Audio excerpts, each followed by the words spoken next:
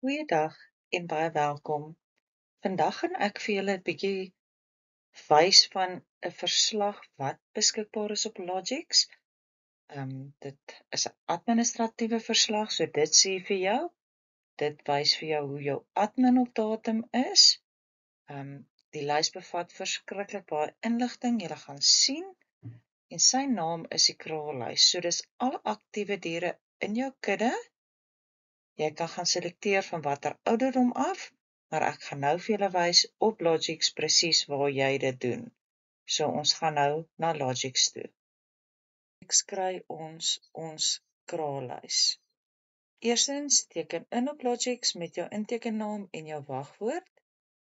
Ons gaan selekteer op die hoofie verslae. Ons sê administratiewe verslae en ons gaan doen ons kraallys. Goed, ons selekteer ons kudde wat ons gaan doen, ons sê gaan voort, dan gaan kies ons taalvoorkeur, ek kies om in Afrikaans, ons kies minimum ouderdom van maande, die diere wat jy wil hê, ek gaan nou 10 maande selekteer, en ek gaan sê skep verslag. Die verslag gaan dalk nou net so bietjie tyd vat, want dit is 'n redelike groot kudde. Die verslag gaan julle sien, jy kan hom aflaai in PDF formaat of in CSV. Ek gaan hom nou in PDF aflaai, laat ek net vir julle presies wys wat op die verslag is. En daar is klomp kodes en afkortings wat ek vir julle gaan wys. Weereens, dis 'n lekker administratiewe verslag. Julle gaan sien dit bevat baie inligting dat jy presies weet wat in jou kudde aangaan.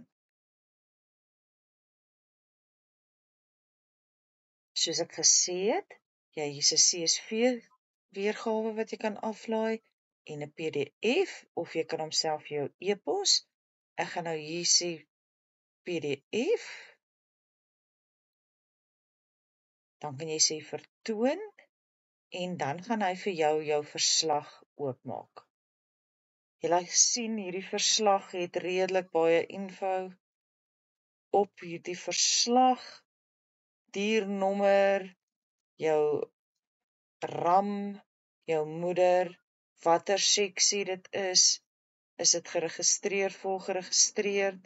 Hier sien julle, hier's baie kodes, geboortedatums, hier's baie indekse en baie inligting. Ek gaan nou vir julle sê presies wat elke afkorting is, wat 'n indeks dit is. Dan het ons interlamperiode, daar sedert laaste lamming. As hierdie lank is, dan gaan jy presies weet en gaan kyk hoekom moes die dier nog op jou lys wees of nie, anders moet jy die dier gaan kanselleer, soos ek vertel het hoe jy hom kanselleer, hoeveel keer sy gelam het, aantal lammers wat sy het en sovoorts. Julle gaan sien, julle kan 'n foto op die dier laai. Yes. So kom ons gaan dan nou en ons verduidelik vir julle elkeen van die afkortings. Goed. Ons het nou gesien dat die kraallys 'n baie omvattende lys is met baie inligting wat ons kan gebruik tot ons voordeel, maar ons het ook gesien daar's baie afkortings in die lys. So baie belangrik dat ons weet wat die afkortings voor staan en dat ons verstaan wat dit beteken. So as ons net kyk, daar's verskillende onderafdelings. As ons kyk die eerste een, jou dierinligting, is daar 'n afkorting DK wat jou dekkingskode beteken. Wat dan is dit 'n natuurlike dekking wat plaasgevind het, die rambas tussen die oeye? Is daar van KI gebruik gemaak of is dit embrio's? AFD is die afdeling in die kuddeboek waar die dier is. GS is geboortestatus. En dan GM is grootmaakstatus. Dit is of die dier 'n eenling, 'n tweeling, drieling of 'n meerling groot geword het. As ons kyk na ST, beteken dit die status van die dier. LMB is of die dier in lamboek is. RLB is heringestel tot lamboek. REG is geregistreer, so dit is 'n volgeregistreerde dier. RRG is heringestel tot geregistreerd. PEN, ons ken dit in Engels as pending, so dit jou registrasie van jou dier is hangend, so daar's 'n fout op die dier, byvoorbeeld 'n vader ontbreek, en REC is die dier is aangeteken, recorded. As ons dan oorgaan na ons prestasies en ons indekse en als, is die eerste afdeling jou gewigsprestasie. So die eerste afkorting daar is VS, wat jou voorspeengewig indeks is.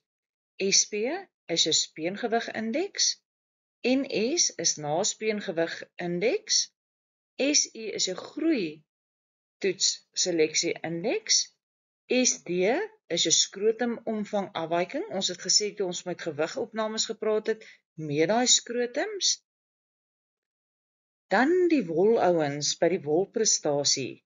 LG staan vir liggaamsgewigsindeks, VGI is vaggewigsindeks, SI is seleksieindeks, en dan as ons gaan na die vleis toe, en ons kyk na groeitoetse, is daar ook verskillende afkortings. Die eerste enetjie is GDT, en ek is seker ons almal ken hom, dit is jou gemiddelde daaglikse toename. Daar is 'n GDO, dit is jou gemiddelde daaglikse toename per dag van ouderdom. En dan natuurlik het ons VOV, dit is jou voeromsetverhouding. Dan is daar ook afkortings by ons reproduksie wat ons van kennis moet neem. Die eerste een is dan OEL, en ek is seker almal ken hom, maar ek gaan hom noem. Dit is jou ouderdom by eerste lamming. Dan het ons ILP, julle gaan ook seker ken. Dit is jou interlamperiode, jou gemiddelde interlamperiode. Ons het DSL, baie belangrik, ek het gesê, daar sê dit laaste lamming, as daai getal nogal redelik groot is, met ons vra, is die dier nog werklik in die kudde, het ons net nie nagelaat om te kanselleer nie, en as hy werklik in die kudde is, hoekom het sy nog nie weer gelam nie? Dan is daar lam, dit is jou aantal kere gelam.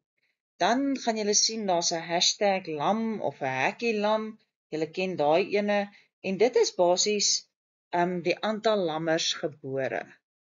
Goed, dan het ons 'n persentasie ML, dit sê net vir ons die persentasie multilammers wat gebore is.